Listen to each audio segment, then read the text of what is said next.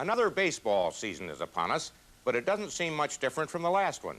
George Steinbrenner has already fired the manager. Reggie Jackson is hitting home runs as New York crowds cheer, but this year, Reggie is wearing a visiting team's uniform. That's hardball.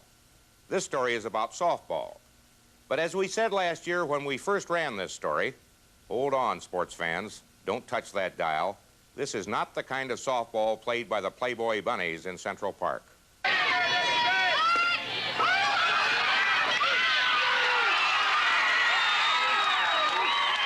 We're talking about a hard, fast game played by top athletes. They play 60 to 90 game schedules every year, including long road trips. It's comparable to organized baseball.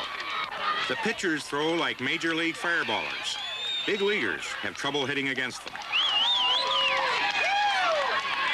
This is about as high a level of softball as you can get. It's hard work, takes a lot of talent, and you'll get paid a dime for it, right? Not even a penny. Why do you do it? Why? For the sheer enjoyment. We went to Houston, Texas in August to film the National Championships. We hoped for a few close games and a little drama. We got more than we hoped for.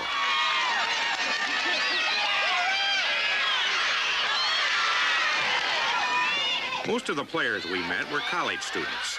Some of the others were high school or college physical education teachers and coaches. The others were office workers with understanding bosses. All of them were natural athletes who love softball.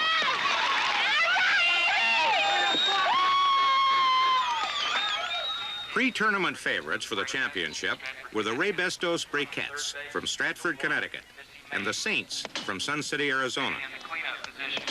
The Saints won the title in 1979, and the Brakettes won it in 1980. We decided to follow the Brakettes because, well, they're sort of the New York Yankees of softball. They've won 16 national titles in the last 24 years, and they've been runners-up 5 times. They've won 2 world titles. If they won here, it would give them a chance to go to Taipei to compete for their 3rd world title in a row. The Brakettes started playing in 1947 under the sponsorship of the Brakettes Manhattan Company. They were named for the firm's best-known product, brake linings. They won their first national title in 1958 and have dominated national play ever since.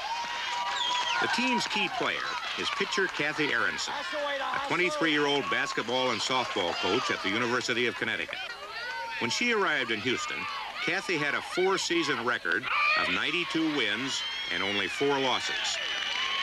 She was 32-0 this year and had an incredible .03 ERA. Kathy throws a softball, underhand, remember, at a speed of almost 90 miles an hour.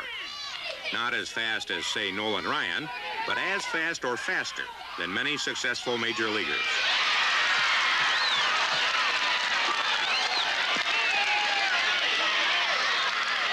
In softball, a game is 7 innings. There are other differences, too. The ball is a good deal bigger than a hard baseball, and the field is quite a bit smaller. And the mound is only 40 feet from home plate instead of the 60 feet 6 inches that a baseball player is used to.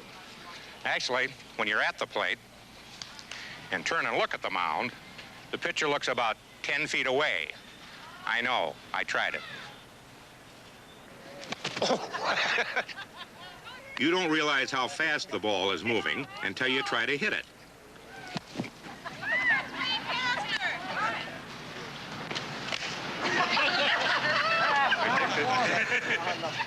On the next pitch, Kathy really showed me how good she is. She managed to hit my bat with the ball. Thank you. I felt a lot better when I was told Kathy had pitched against Reggie Jackson earlier in the summer, and Reggie didn't do much better than I did. You pitched to Reggie Jackson in an exhibition, didn't you? Yeah, I did. What happened? It was a great honor. We were real fortunate. He fouled off some pitches, but we struck him out 3 times. I'd rather watch softball. I don't like baseball. Why? Baseball's too slow. They put more into it. The girls, when they're out there, and the women, when they're out there, they're playing for the fun of it. I find this the utmost form of entertainment that there is. The girls just seem to really get with it, and there's not much lollygagging around. They go right after it.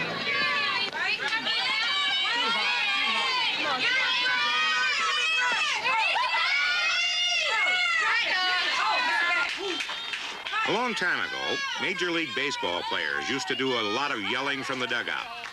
It's not done very much anymore. I guess it's considered undignified for millionaires. But these unpaid softball players don't care much about dignity.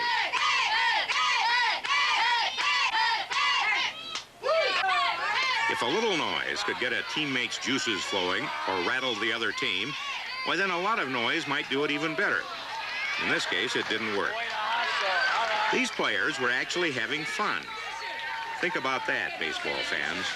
Well, if you look at Major League Baseball compared to Major League Softball, and you see guys getting $1 million a year, does it seem unfair?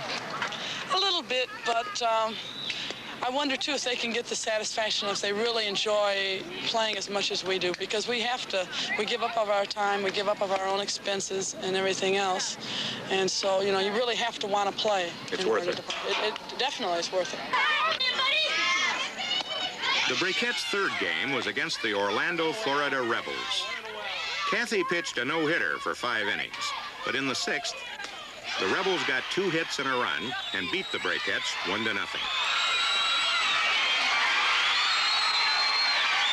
That wasn't the end for Raybestos. It was a double elimination tournament, which means a team had to lose 2 games to be eliminated. But it was the end of their leisurely schedule.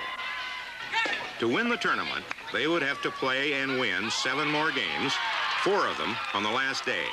That's right, 4 games in 1 day.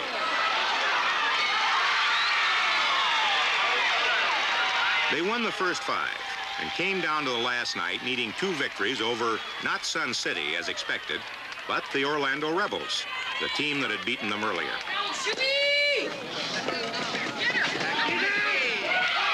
Every time a team comes from behind to win an important game or series, there's a temptation to say Cinderella team.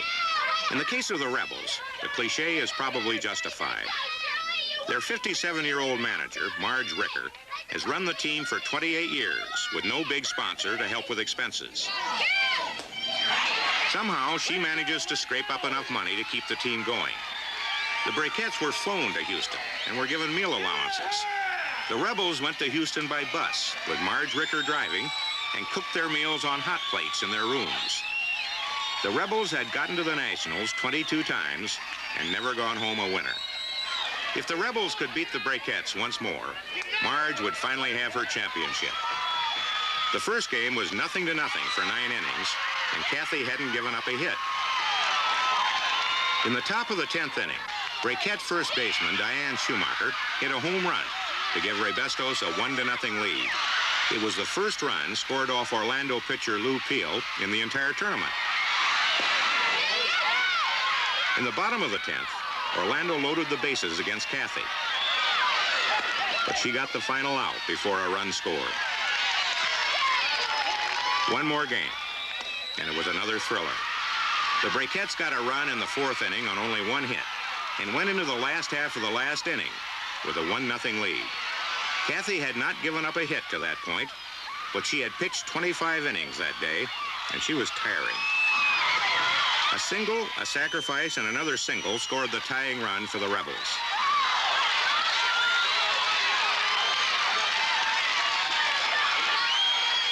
A grounder chopped over Kathy's head. A high throw to the plate, the umpire signaled safe, and the Brakettes' comeback was over. The Cinderella team had won.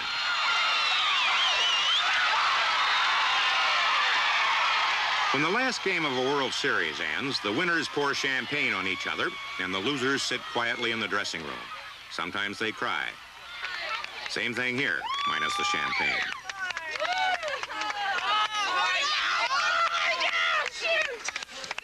You got it, Marge! Right there, there's Marge's feet. Good job there, Jimmy.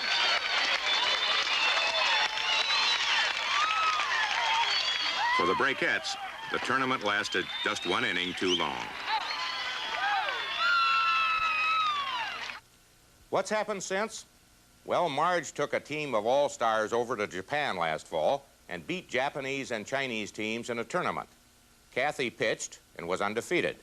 Now Marge's Rebels will play 22 teams for the World Championship this coming July in Taiwan.